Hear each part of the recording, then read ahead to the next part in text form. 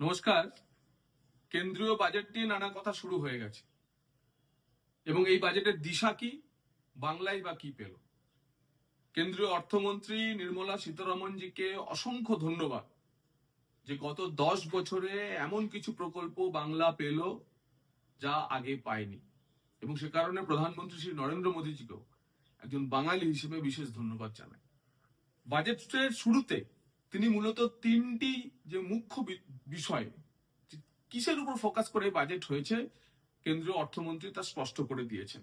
এক হচ্ছে overall growth, দুই হচ্ছে যে অ্যাসপিরেশন যা নতুন ভারতে, সেই অ্যাসপিরেশনকে লক্ষ্য করে তার জন্য কিছু পলিসি তৈরি করা, এবং সমাজের একেবারে অন্তদয় স্তরে উন্নয়নকে নিয়ে যাওয়ার জন্য সবকা সাথ সবকা বিকাশের যে মন্ত্র, সেই ধরনের অন্তদয়ের ভুক্ত মানুষগুলোকে সহায়তা করা। এবার আসি বাংলা কি পেল। দেখুন, এই প্রথম ডানকুনি অমৃতসর যে ফ্রেট করিডোর ছিল, সেই ফ্রেট করিডোরের অতিরিক্ত জমি জটের জন্য পশ্চিমবঙ্গ সরকারের এই ডানকুনি পর্যন্ত ফ্রেট করিডোর সম্প্রসারিত করা যায়নি। আরো একটি সুযোগ দিয়ে এবার নির্মলাজি ডানকুনি থেকে সুরাত পর্যন্ত নতুন ফ্রেট করিডোরের কথা ঘোষণা করলেন। অর্থাৎ পূর্ব থেকে পশ্চিম এই ফ্রেট করিডোর যদি সত্যি করে বাস্তবায়িত করতে পারে, করা যায়, তাহলে পশ্চিমবঙ্গের আর্থিক বিকাশ, আর্থিক উন্নয়ন ব্যাপক গতি পাবে। দুই, এই ডানকুনি সুরাত ফ্রেট করিডোরকে কেন্দ্র করে, পূর্ব আর পশ্চিমে সংযোগকারী এই ফ্রেট করিডোরকে কেন্দ্র করে 20টি ইনল্যান্ড ওয়াটারওয়েজ তৈরি করা হবে। অর্থাৎ স্থলের সঙ্গে সঙ্গে নদীপথে বাণিজ্যের জন্য একটি বড় পরিকল্পনা রয়েছে, এবং তাতে পশ্চিমবঙ্গ, আমরা জানি এর আগেই যে মাল্টি মোডাল যে টার্মিনাল গুলো তৈরি হয়েছে, সাহেবগঞ্জে হয়েছে, বারাণসীতে হয়েছে, হলদিয়ায় প্রপোজাল আছে, হলদিয়াতে আছে, কলকাতাতে আছে। তো তাতে জলপথে বাণিজ্য, যার লক্ষ্য হচ্ছে যে স্থলপথে এবং রেলপথের থেকে জলপথে বাণিজ্য বাড়ানো। দ্বিতীয় আরো একটি বড় বিষয়, 5,000 কোটি টাকা বরাদ্দ করা হয়েছে সিটি সেন্ট্রিক ট্যুরিজমের জন্য, এবং সেক্ষেত্রে টেম্পল সিটি যেগুলি আছে সেই টেম্পল সিটিগুলিকে ডেভেলপ করার জন্য। অতীতে আমরা দেখেছি, আমরা অযোধ্যা দেখেছি, বারাণসী দেখেছি, সোমনাথ দেখেছি। পশ্চিমবঙ্গে অনেকগুলি এমন সিটি সেন্ট্রিক শহর রয়েছে, টেম্পল সেন্ট্রিক শহর রয়েছে, যেগুলির সুবিধা আমরা এখান থেকে পেতে পারি।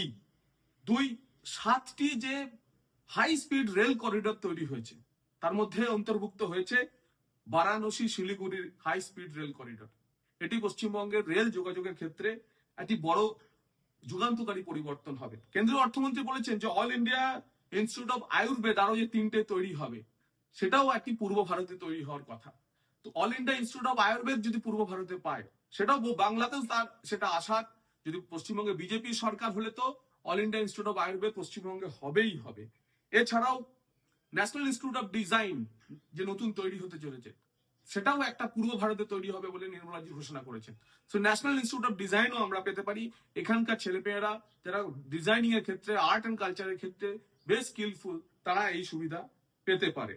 প্রতিটি জেলায় একটি করে গার্ল হোস্টেল, একটি করে ছাত্রীদের জন্য হস্টেল তৈরি করার যে প্রপোজাল আছে, পশ্চিমবঙ্গের 23টি জেলা সেই সুবিধা পেতে চলেছে।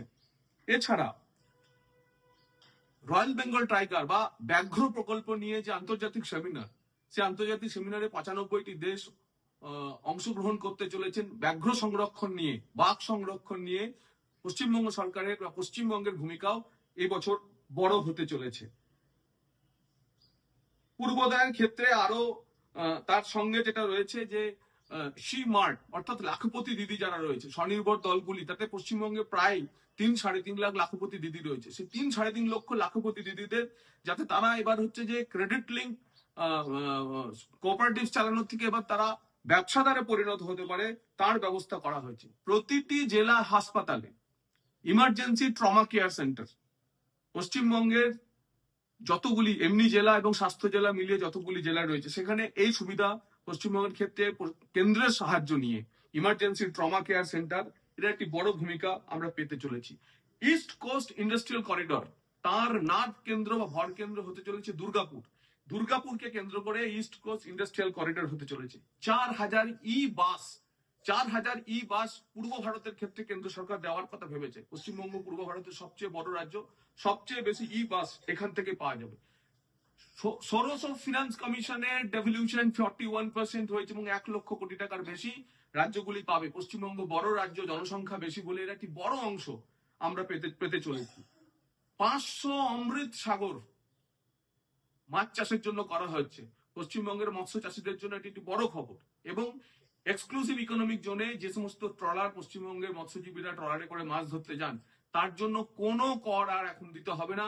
তারা যদি সেই মাছ অন্য কোনো বিদেশি বন্দরে বিক্রি করে, সেটাকে রপ্তানি হিসেবে ধরা হবে। এবং সর্বোপরি রাঁচিতে নিম হ্যান্ডস যদি হয়, তাহলে আমাদের ক্ষেত্রে শিখেও পূর্ব ভারতে এত কাছাকাছি, ব্যাঙ্গালোরে ছুটতে হবে না। বাঙালি কোনো যে কোনো বাংলাতে বাঙালির যে মানসিক রোগীরা, তারা রাঁচি থেকেই এই সুবিধা পাবেন। তার ফলে যারা মনে করছেন যে বাংলা কি পেল, এতগুলি প্রকল্প বাংলা পেয়েছে। এর সঙ্গে সঙ্গে রেল বাজেটে আমরা যদি দেখি, একগুচ্ছ নতুন ট্রেন, নতুন লাইন, ডাবলিং, রেলের ক্ষেত্রেও বিরাট বিকাশ হচ্ছে।